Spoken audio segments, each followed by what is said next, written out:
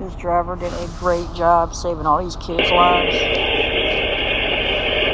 Oh shit!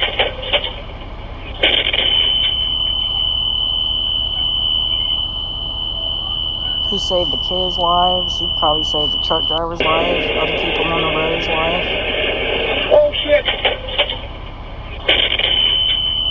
We don't know what the truck driver was doing. My only thought is either distracted. I mean, you look down for like a couple seconds and that could happen. Like you go to grab something, could have fallen asleep, could have had a heart attack, could have been intoxicated, could have been high,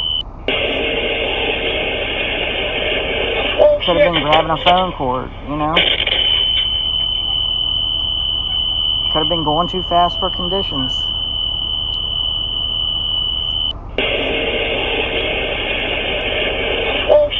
Just thankful for the other drivers paying attention because they gave them the bus room.